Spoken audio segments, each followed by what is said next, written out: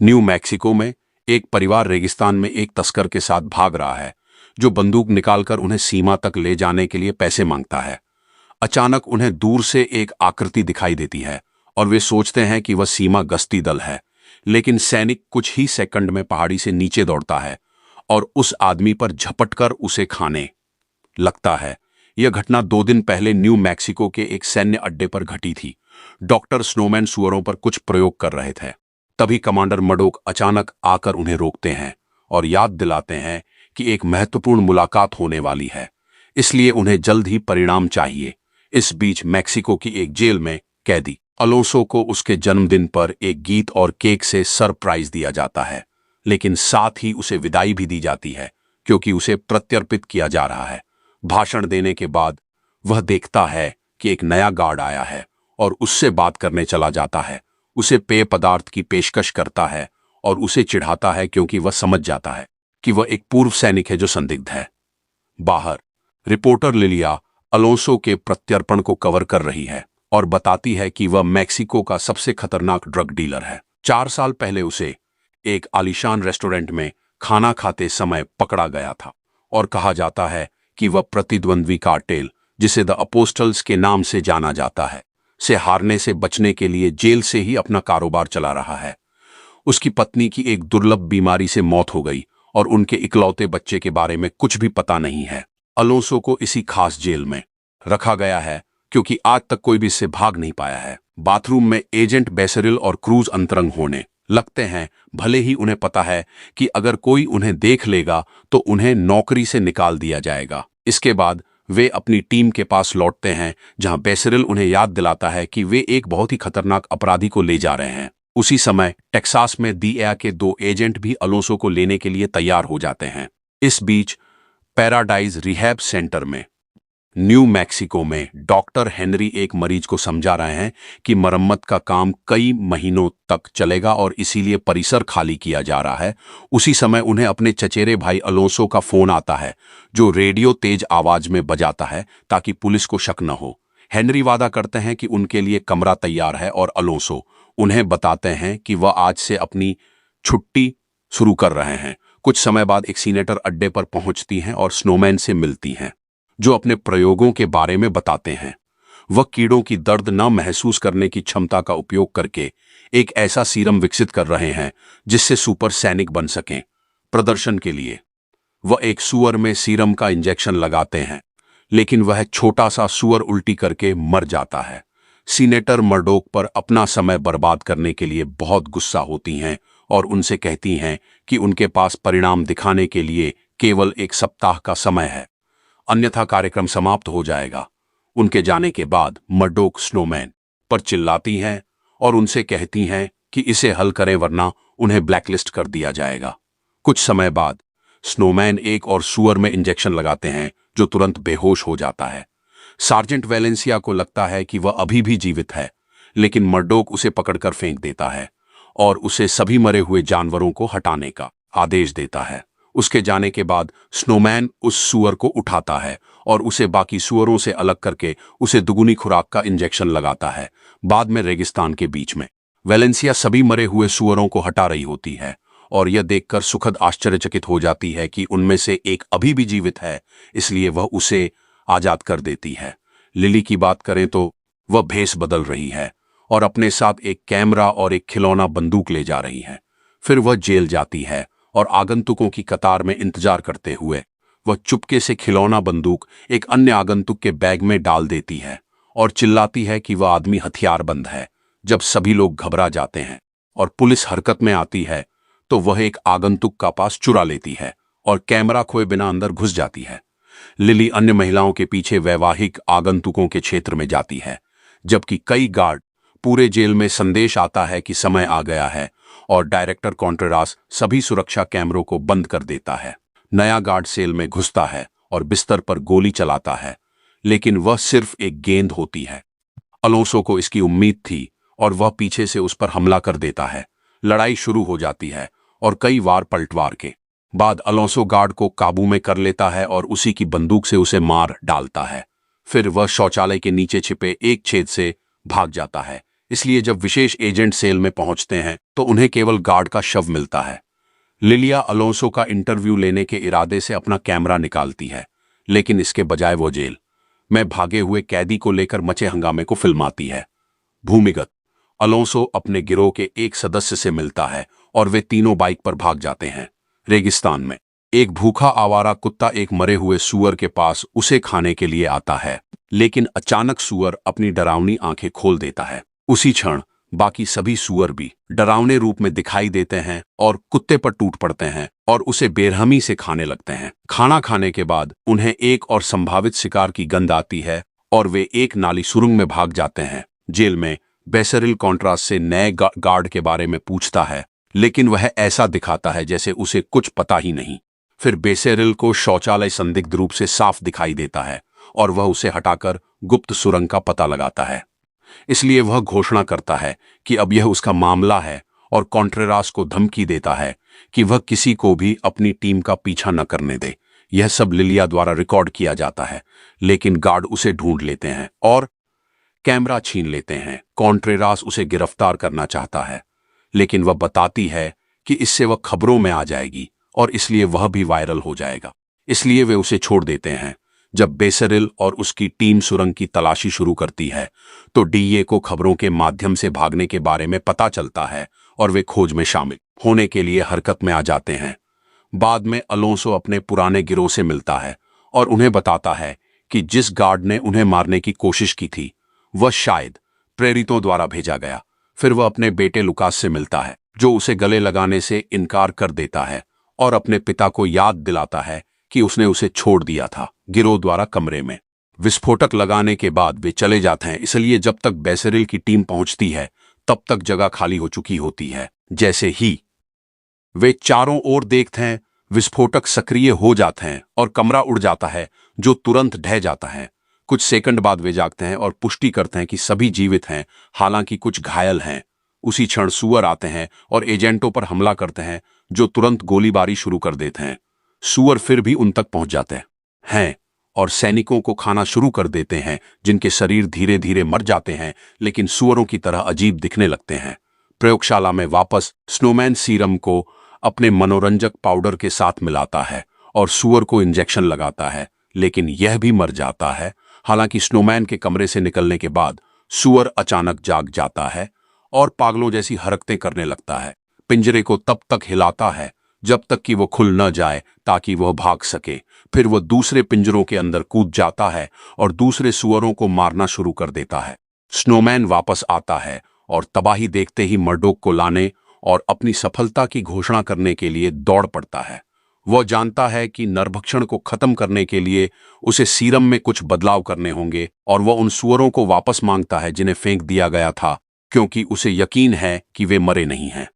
Jail के बाहर लिलिया भागने की खबर को कवर करना जारी रखती है और अलोंसो को एक संदेश भेजती है, जिसमें वह कहती है कि वह उसकी सच्चाई सुनने के लिए तैयार है। इस बीच अलोंसो और उसका गिरोह एक सुरंग से गुजरते हैं और लुकास तब गुस्सा हो जाता है जब उसके पिता उसे बंदूक चलाना सिखाने से इनकार कर देते हैं। आखिरकार उन्हें सीढ़ियां मिलती हैं और वे एक छेद से बाहर निकलते हैं, जो उन्हें अमेरिकी तरफ के पुनर्वास केंद्र तक ले जाता है, जहां हेनरी उन्हें छिपने की अनुमति देता है। उसने लुकास के लिए एक कमरा भी तैयार किया है, लेकिन वह खुश नहीं है। उन्होंने उसकी उम्र गलत बताई है और कमरा उसके लिए बहुत बचकाना है। उसे अकेले में इस सुनसान जगह पर रहना भी पसंद नहीं है। बूढ़े आदमियों का एक झुंड वह अपने पुराने स्कूल में वापस जाकर अपने दोस्तों के साथ खेलना चाहता है। कुछ ही क्षणों बाद भूमिगत बेहोश सैनिक जाग उठते हैं, जिससे पता चलता है कि वे अब जॉम्बी बन चुके हैं। वे अभी भी कुछ शब्द बोल सकते हैं, इसलिए वे अलोंसो का नाम दोहराते हुए सुरंग से बाहर निकलने का रास्ता खोदते हैं और उसे खोजने के लिए रेगिस्तान में दौड़ने लगते हैं।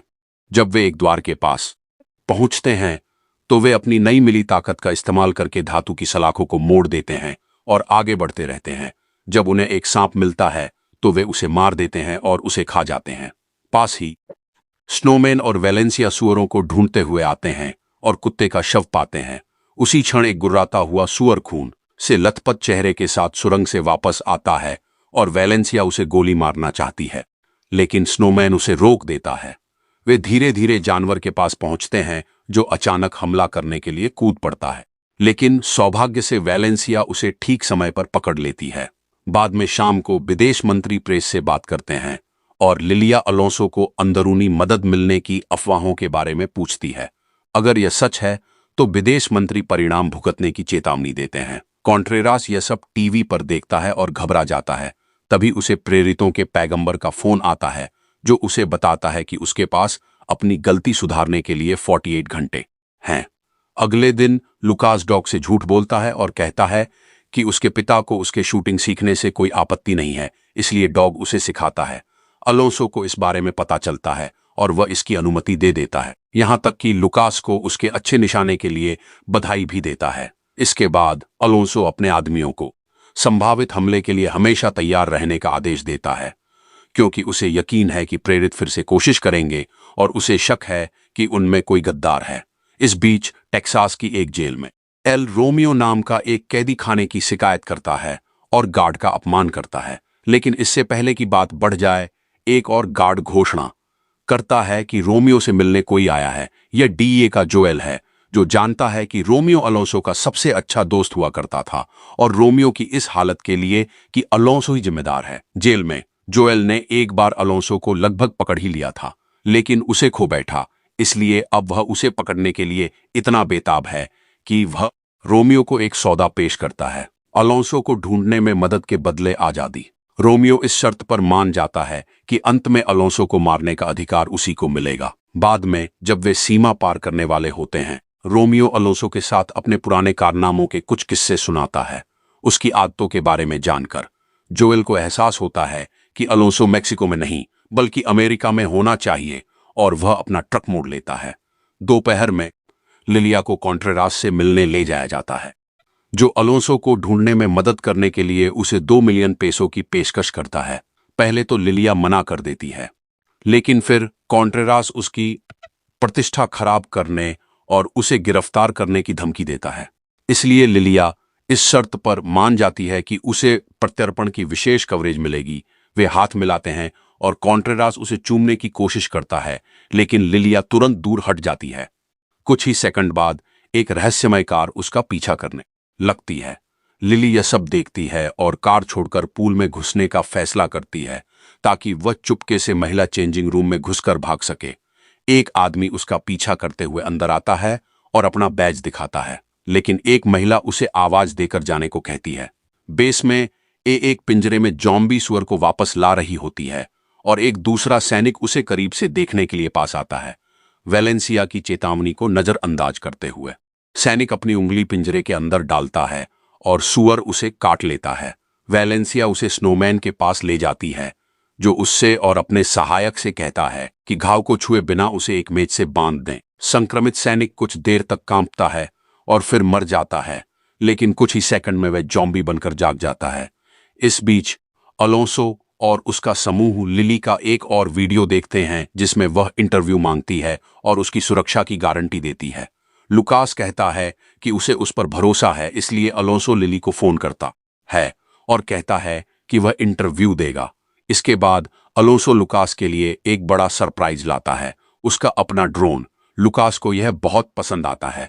अगर उसके पिता भूल गए थे कि उन्होंने उसे पहले एक ड्रोन उपहार में दिया था, तो वह वादा करता है कि ड्रोन को बाढ़ के पार नहीं जाने देगा।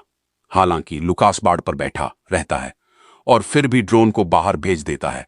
कुछ मिनटों बाद उसका सिग्नल चला जाता है, इसलिए वह ड्रोन को ढूंढने के लिए केंद्र से बाहर चला जाता है। और जब वह ड्रोन के काफी करीब पहुंचता है और सिग्नल वापस आता है, तो लुकास जॉम्बी बने सैनिकों को इधर उधर भागते हुए देखता है। जॉम्बी की बात करें तो उन्होंने समूह को शुरू से ही ढूंढ लिया था और वे हर सदस्य पर हमला करके उन्हें मार रहे थे और खा रहे थे।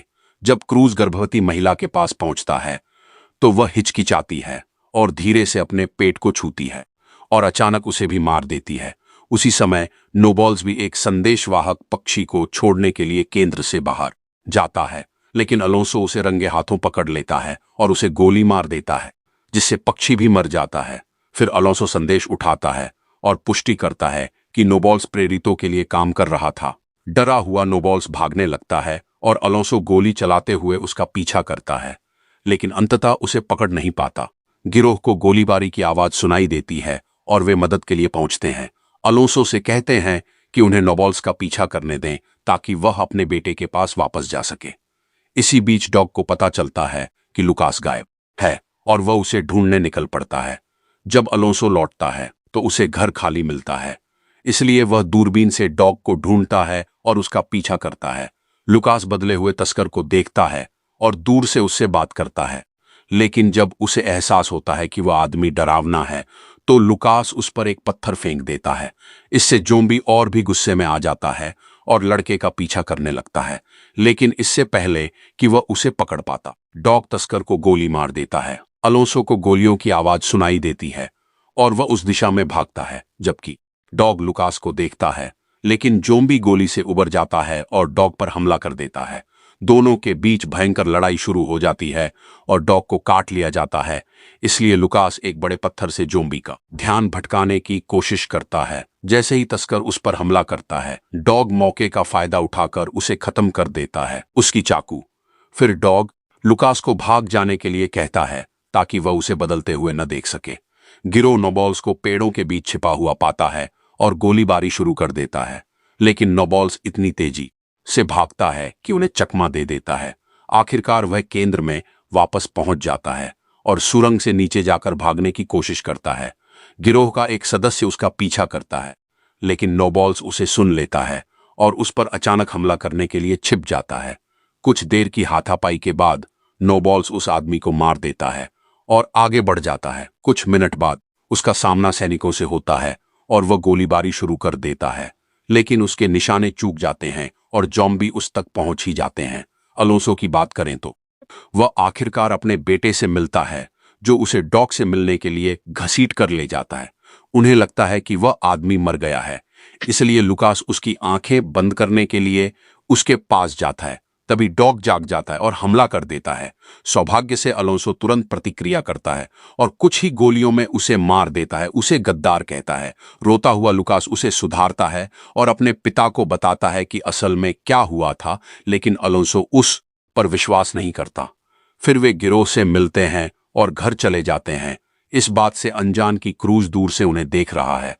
प्रयोगशाला में स्नोमैन उस सैनिक का अध्ययन कर रहा है जिसे सुअर ने काटा है, और उसे एक बुरा सपना आ रहा है जिसमें उसका शरीर तैर रहा है और पागल सुअरों से घिरा हुआ है। जैसे ही उसका शरीर फिर से कांपने लगता है, स्नोमैन उसे स्थिर करने के लिए एक अलग सीरम का इंजेक्शन लगाता है और इस बात से उत्साहित होता है कि आखिरकार उसे एक परिपूर्ण सैनिक मिल रहा है। वैलेंसिया को यह पसंद नहीं आता और उन दोनों के जाने के बाद सैनिक की आंखें लाल दिखाई देती हैं। इस बीच जोएल कार रोक देता है ताकि रोमियो शौच कर सके, लेकिन वह रोमियो को धमकाने के लिए अपनी बंदूक भी निकाल लेता है और उसे उनके सौदे की याद दिलाता है। रोमियो अकड़ दिखाता है, इसलिए जोएल उसे मारता है और उसे अपने ट्रक से धक्का देता है, जब तक कि रोमियो उसे हेनरी के बारे में सब कुछ नहीं बता देता और वे उसके घर जाने के लिए सहमत हो जाते हैं। मेक्सिको के अंतर्राष्ट्रीय हवाई अड्डे पर लिलिया एक नन के वेश में आती है, लेकिन कॉन्ट्रेरास और उसका साथी उसे पहचान लेते हैं। जब वह अकेली होती है, कॉन्ट्रेरास उसे पकड़ लेता है और चेतावनी देता है कि उससे पंगा ना ले वरना वह उसे गायब कर देगा। वह उसे गलत तरीके से छूता भी है। उसे छोड़ने के बाद लिलिया गार्डों को बताती है कि एक आदमी उसे परेशान कर रहा है और गार्ड कॉन्ट्रेरास को बाहर निकाल देते हैं, लेकिन उसका साथी अभी भी वहीं मौजूद है। कुछ समय बाद प्रयोगशाला में स्नोमैन मड्डोक को एक प्रदर्शन के लिए लाता है। वह सैनिक को अपनी उंगलियां हिलाने का आदेश देता है और जब सैनिक उसकी बात नहीं मानता तो स्नोमैन उसे बिजली का झटका देता है, जिससे वह उसकी बात मान लेता है। फिर स्नोमैन अपनी नई ताकत दिखाना चाहता है, इसलिए वह सैनिक को एक टेनिस बॉल देता है जिसे उसे तोड़ना होता है। सैनिक बॉल को तोड़ देता है, लेकिन साथ ही मेज को भी तोड़ देता है और पागल होकर मर्डोक को मारता है, इससे पहले कि वैलेंसिया उसे एक शॉट से गिरा दे। कृतगन स्नोमैन घबरा जाता है क्योंकि उसके पास यही एकमात्र मानव नमूना था, इसलिए वह उनसे एक और लाने के लिए कहता है, यह बताते हुए कि सुअरों ने अब तक शायद बहुत सारे बना लिए होंगे। पुनर्वास केंद्र में अलोंसो को बहुत दर्द होने लगता है और पता चलता है कि डॉग के हमले में उसे चोट लगी थी जब उसके आदमी घाव का इलाज कर रहे थे। लुकास ने डॉग पर हमला करने वाले जॉम्बी का चित्र बनाया और बताया कि उसने अपने ड्रोन की स्क्रीन पर ऐसे और भी राक्षस देखे थे। अलोंसो ने अपने आदमियों को लुकास द्वारा देखे गए लोगों को पकड़ने का आदेश दिया, क्योंकि उसे लगा कि वे जासूस हैं। बाद में टेक्सास में लिलिया पहुंचती है और हेनरी उसे लेने आता है। वह उसका फोन छीन लेता है और गाड़ी चलाने से पहले उसकी आंखें ढक देता है, लेकिन जब वे सड़क पर पहुंचते हैं तो वह कार रोककर अपनी बंदूक निकाल लेता है। पता चलता है कि कॉन्ट्रेरास का साथी उनका पीछा कर रहा था, इसलिए हेनरी के पास एक योजना थी। लिलिया सड़क के बीच में लेट जाती है और बेहोश होने का नाटक करती है। इसलिए जब पुलिस वाला अपनी कार रोकता है तो हेनरी अचानक प्रकट होता है और अपनी गाड़ी से उसे टक्कर मार देता है। फिर वह पुलिस वाले को कार से बाहर खींचकर मार डालता है, जिससे पुलिस वाले दंग रह जाते हैं। लिलिया रेगिस्तान में क्रूज ने रूपांतरित प्रवासियों को इकट्ठा करके अपना एक गिरोह बना लिया है और उसका समूह बेसरिल के गिरोह से भिड़ जाता है। क्रूज उस पर हमला करती है और उसे काटने लगती है, लेकिन जैसे ही वे जमीन पर गिरते हैं उन्हें बाथरूम जाने की तीव्र इच्छा के दृश्य याद आने लगते हैं और वे संघर्ष का आनंद लेने लगते हैं। शाम को लुकास सो रहे अलोंसो की देखभाल कर रहा होता है। तभी उसे बाहर से चीखने की आवाज सुनाई देती है। वह खिड़की से बाहर देखता है और एक रहस्यमय आकृति को देखता है, इसलिए वह अलोंसो की बंदूक लेकर बाहर गोली चलाने जाता है, लेकिन पाता है कि वह आकृति एक जॉम्बी बना हुआ कुत्ता है। लुकास वापस अंदर भाग जाता है, लेकिन बच्चे को देखकर उसे देखभाल करने वाले के रूप में बिताए अपने पुराने दिन याद आ जाते हैं। लुकास को चोट न पहुंचाने के लिए कुत्ता खुद को मिटाने का फैसला करता है। इस बीच गिरोह के 2 सदस्य तथाकथित राक्षसों की तलाश जारी रखते हैं और एक आवाज सुनते हैं, लेकिन उन्हें सड़क पर कुछ नहीं मिलता और वे चले जाते हैं। पता चलता है कि वह एक जॉम्बी है जो अपने दोस्तों को यह बताने के लिए बुला रहा है कि उनके पास अलोंसो को खोजने का सुराग है। बेस पर मडोक वैलेंसिया को याद दिलाता है कि यह मिशन अस्तित्व में नहीं है और इसके बारे में किसी को पता नहीं चलना चाहिए। फिर वैलेंसिया 2 और सैनिकों के साथ जोम्बी का शिकार शुरू करने के लिए निकल जाती है। जब वे रेगिस्तान में पहुंचते हैं तो उन्हें 3 लोग घूमते हुए दिखाई देते हैं और वे उन्हें जोम्बी समझकर पैदल ही उनके पीछे जाते हैं, लेकिन वे वास्तव में अवैध अप्रवासी होते हैं जो सीमा पुलिस के पीछे पड़ने के डर से भागने लगते हैं। सैनिक ट्रक में लौटकर उनका पीछा करने की कोशिश करते हैं, लेकिन वे किसी चीज से टकरा जाते हैं। वह चीज एक जोम्बी निकलती है जो तुरंत हमला कर देती है।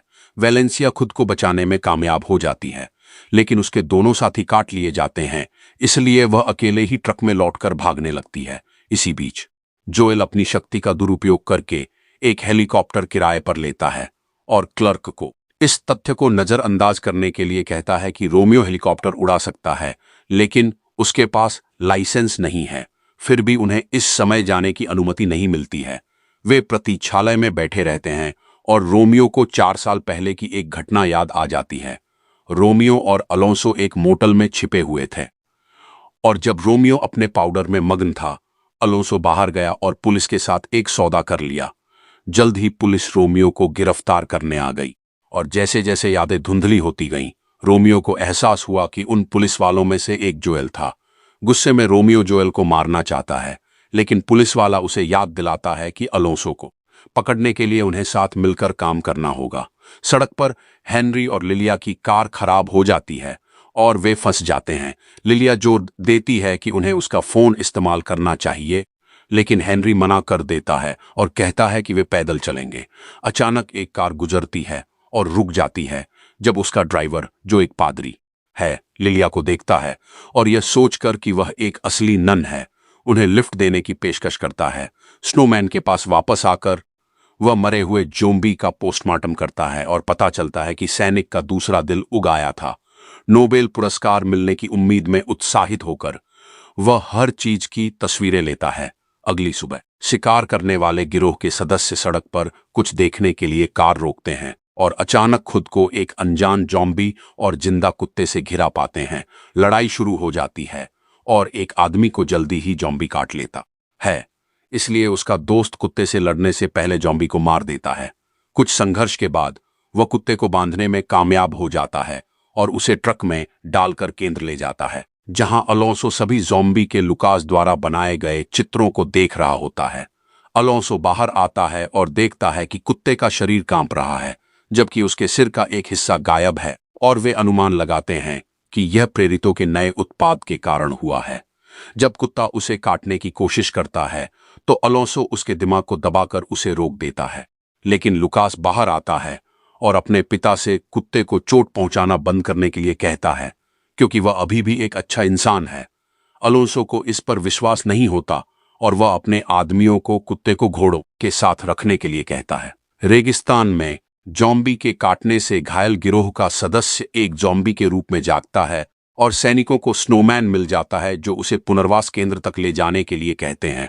इस बीच प्रयोगशाला में वैलेंसिया ने जो कुछ देखा सब कुछ बता देती है। मर्डोक को विश्वास नहीं होता कि जॉम्बी ने प्रशिक्षित सैनिकों को मार डाला और वह उन सभी को खत्म करने का फैसला करता है।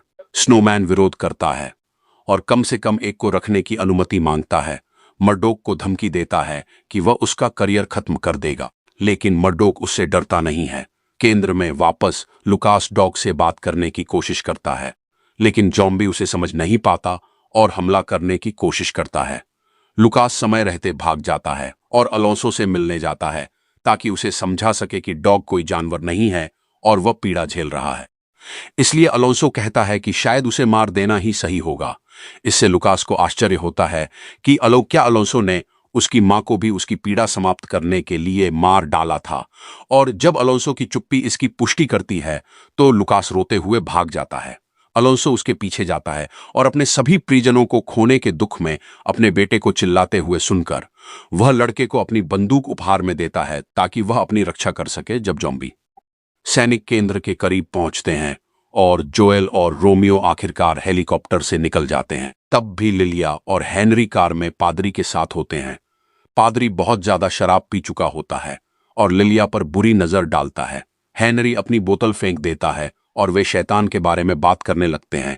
तभी अचानक सड़क पर एक जॉम्बी दिखाई देता है और कार के ऊपर चढ़ने लगता है।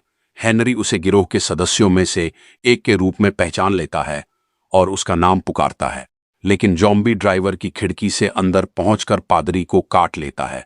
लिलिया स्टीयरिंग व्हील पर नियंत्रण पाने के लिए संघर्ष करती है और जॉम्बी कार के उड़ने से पहले पादरी को खिड़की से बाहर खींच लेता है, लेकिन कुछ ही सेकंड में कार दुर्घटनाग्रस्त हो जाती है। जॉम्बी पादरी से लड़ता रहता है और उसे खाने लगता है। यह सब पुनर्वास केंद्र के गार्ड द्वारा देखा जाता है, जो दूसरों को मदद के लिए बुलाता है। हेनरी किसी तरह कार से निकल जाता है। कार में सवार होकर वह गोली चलाता है, लेकिन तभी एक जॉम्बी उस पर हमला कर देता है। काटने से पहले ही लिलिया आकर जॉम्बी को मार गिराती है। फिर वे पादरी को देखते हैं, लेकिन वह पहले ही मर चुका होता है। उसी समय अलोंसो कार में आता है और उन्हें अपने साथ ले जाता है। केंद्र लौटने पर हेनरी अलोंसो के घाव का बेहतर इलाज करता है, जबकि लुकास जॉम्बी के चित्र बनाना जारी रखता है। लिलिया जानना चाहती है कि क्या हो रहा है और एक बार फिर अलोंसो इसका दोष प्रेरितों के नए उत्पाद पर डालता है। हालांकि लुकास बताता है कि अब तक उन्होंने जितने भी राक्षस देखे हैं उन सभी को जॉम्बी ने काटा है, इसलिए यह स्पष्ट रूप से रेबीज की तरह फैल रहा है। अलोंसो उसे चुप करा देता है और निराश लुकास अपने पिता से कहता है कि वह मरने के लायक है और फिर कमरे से निकल जाता है। इस बीच स्नोमैन, मर्डोक और उसकी टीम रेगिस्तान में पहुंचती है और वहां उन्हें वैलेंसिया के उन सैनिकों में से एक का शव मिलता है जिन्हें पिछली रात खो दिया था। पता चलता है कि उसकी मौत एक आवारा गोली से हुई थी और वह संक्रमित नहीं था, इसलिए स्नोमैन के लिए शव किसी काम का नहीं है। सैनिक इलाके की तलाशी लेते हैं और पास में एक परित्यक्त कार देखते हैं, इसलिए वे उसके पीछे जाते हैं। लुकास की बात करें तो वह अपने बेडरूम से 2 पुराने वॉकी टॉकी निकालता है और उन्हें डॉग के पास ले जाकर बताता है कि कैसे वे दोनों साथ खेलते थे। वह एक वॉकी टॉकी फेंकता है और डॉग उसे उठा लेता है। पुरानी यादें उसके दिमाग में उमड़ आती हैं, लेकिन अचानक वह खिलौना तोड़ देता है और जंजीर से जूझने लगता है। जब डॉग आखिरकार खुद को आजाद कर लेता है तो लुकास के पास उसे गोली मारने के अलावा कोई चारा नहीं बचता, इससे पहले कि वह सदमे में आ जाए। अलोंसो गोलियों की आवाज सुनकर अपने बेटे को दिलासा देने के लिए दौड़ता है, लेकिन तभी हेलीकॉप्टर के आने से सब कुछ बाधित हो जाता है। जब वे उतरने वाले होते हैं तो दोनों बेसेरिल को देखते हैं, जो एक बड़ा पत्थर उठाकर हेलीकॉप्टर पर फेंकता है, जिससे वह गिरने लगता है और दुर्घटनाग्रस्त हो जाता है। फिर जॉम्बी का झुंड आसमान में दहाड़ता है और केंद्र की ओर दौड़ता है, जहां बेसरिल वास्तव में अपने हमले के लिए रणनीतिक आदेश जैसे ही जॉम्बी दीवार फांदकर अंदर आते हैं। गिरोह के सदस्य बाहर निकलकर गोलीबारी शुरू कर देते हैं, लेकिन उन्हें मारना मुश्किल हो जाता है क्योंकि उन्हें पता नहीं होता कि कहां गोली मारनी है। हेलीकॉप्टर से उठते धुएं और गोलियों की आवाज को मर्डोक के समूह ने देख लिया और वे केंद्र की ओर बढ़ने लगे। रोमियो और जोएल सुरक्षित थे और हेलीकॉप्टर से उतरते ही उन्हें 3 जॉम्बी दिखाई दिए, इसलिए उन्होंने भी गोलीबारी शुरू कर दी। उन्होंने पुजारी और एक सैनिक को तुरंत मार डाला, लेकिन गिरोह का सदस्य भाग गया। एक जॉम्बी पहरेदारों को चकमा देकर घर में घुसने में कामयाब हो गया, इसलिए हेनरी, अलोंसो, लिलिया और लुकास अंदर छिपने के लिए भाग गए। लिलिया ने बताया कि उसके पास एक दूसरा छिपा हुआ फोन है और वह रिकॉर्डिंग शुरू कर देती है, जबकि राक्षस सैनिक लुकास के कमरे की तलाशी ले रहा होता। टेडी बियर के संग्रह के पीछे अलोंसो छिपा हुआ था, जो उसे गोली मारने की कोशिश करता है। हालांकि जॉम्बी उसे देख लेता है और उसे खींचकर दीवार से टकरा देता है। अलोंसो उसे फिर से गोली मारकर उसे गिराने पर मजबूर कर देता है और वे दोनों कांच के दरवाजे से नीचे गिर जाते हैं। तभी लुकास छिपने की जगह से बाहर आता है और गोली चलाता है। जब एक और जॉम्बी उसका पीछा करता है तो उसके पास भागने और अपने पिता को पीछे छोड़ने के अलावा कोई चारा नहीं बचता। वह मेज के नीचे छिपने की कोशिश करता है, लेकिन जॉम्बी उसे देख लेता है। सौभाग्य से लिलिया उन्हें ढूंढ लेती है और सटीक निशाने लगाकर जॉम्बी को मार गिराती है। फिर लुकास लाश को करीब से देखता है और पाता है कि जॉम्बी के कीड़ों की तरह 2 दिल होते हैं, इसलिए लिलिया कुछ तस्वीरें खींचती है। उसी समय अलोंसो उनके पास आता है और लिलिया को सब कुछ रिकॉर्ड करने के लिए डांटने के बाद उन्हें वहां से ले जाता है।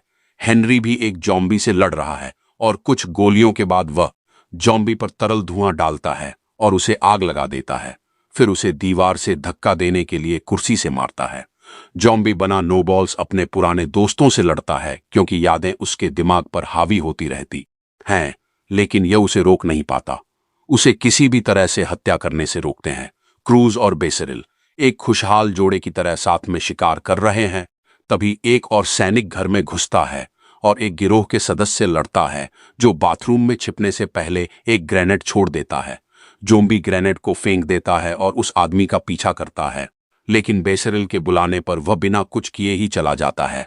अलोंसो, लिलिया और लुकास पिछले दरवाजे से भागने की कोशिश करते हैं, लेकिन उन्हें एक और जोम्बी मिलता है। अलोंसो के निशाने चूक जाते हैं और लड़ाई शुरू हो जाती है, लेकिन लिलिया जोम्बी को सही निशाना लगाती है और अलोंसो को उसे मारने का मौका मिल जाता है। लुकास भी इस जोम्बी को ध्यान से देखता है और बताता है कि उसकी कमजोरी मस्तिष्क नहीं बल्कि सेरिबेलम है। फिर तीनों अंदर वापस चले जाते हैं। जल्द ही जोएल और रोमियो भी घर में घुसते हैं और ज्यादा जगह कवर करने के लिए अलग हो जाते हैं।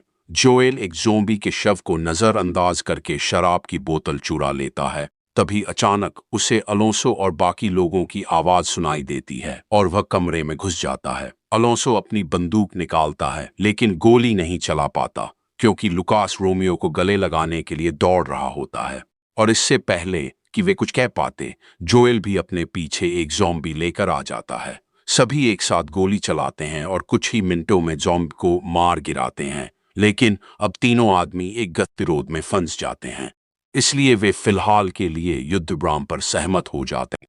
जब बेसरिल और क्रूज छिपकर इधर उधर घूमते रहते हैं, मर्डोक के ट्रक सामने के गेट को तोड़कर अंदर घुस जाते हैं और सैनिक घर की ओर बढ़ने लगते हैं। स्नोमैन उन्हें याद दिलाता है कि उसे कम से कम एक जीवित शरीर चाहिए।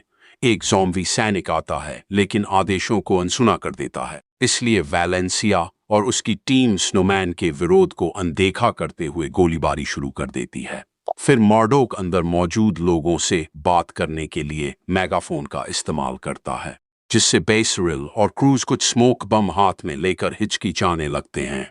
अंदर हेनरी और गिरोह का एकमात्र बचा हुआ सदस्य अलोंसो के समूह में शामिल हो जाते हैं। यह आदमी कबूल करता है कि वह प्रेरितों द्वारा भेजा गया मुखबिर है, लेकिन अलोंसो उसे ना मारने का फैसला करता है क्योंकि उसे ज़ॉम्बीज़ के हवाले करना उससे भी बुरी सजा होगी। जब अलोंसो का समूह बाहर निकलने की कोशिश करता है, क्रूज और बेसरिल सामने के दरवाजे से एक हथियार फेंकते हैं और आत्मसमर्पण के संकेत के रूप में अपने हाथ ऊपर उठाकर बाहर आते हैं। उनके पीछे उनका झुंड भी ऐसा ही करता है। सैनिक उन्हें घेर लेते हैं और वेलेंसिया उनसे बात करती है, जिससे उसे पता चलता है कि वे अलोंसो को चाहते हैं। यह बात अलोंसो सुन लेता है और वसम को दूसरे रास्ते से ले जाने का फैसला करता है। लेकिन अलोंसो जोएल को अपने साथ नहीं आने देता। जब समूह पिछले दरवाजे से भाग निकलता है तो जोएल एक सौदा करने के लिए प्रेरितों के गुप्त ठिकाने पर वापस जाता है। बाहर बेसिरिल दिखाता है कि वह अच्छी तरह से बोल सकता है। वह कहता है कि वे जानवर नहीं हैं और वे मरे नहीं हैं। फिर वह एक संकेत देता है और पूरा झुंड अपने स्मोक बम सक्रिय कर देता है। सैनिक अंधाधुंध गोलीबारी शुरू कर देते हैं, लेकिन स्नोमैन उन्हें याद दिलाता है कि उन्हें चोट न पहुंचाएं और आम ज़ॉम्बीज़ पहाड़ियों की ओर भाग जाते हैं। इसी बीच अलोंसो अपने समूह को गार्ड की चौकी पर ले जाता है, जहां पता चलता है कि गिरोह का एक और सदस्य बचा है। वे सब मिलकर सुरंग का ढक्कन खोलते हैं ताकि भाग सकें। पूरा समूह सुरंग में उतर जाता है और अंत में अलोंसो बचता है, जिस पर अचानक एक ज़ॉम्बी हमला कर देता है और उसकी बांह पर काट लेता है। अलोंसो उसे गोली मार कर हटाता है और फिर सुरंग में उतरकर उसे बंद कर देता है। वह अपनी चोट को दूसरों से छुपाता है और जल्दी से मैक्सिको वापस जाने की ओर चल पड़ता है, इस बात से अनजान कि सुरंग में अभी भी सू और उनका इंतजार कर रहे हैं।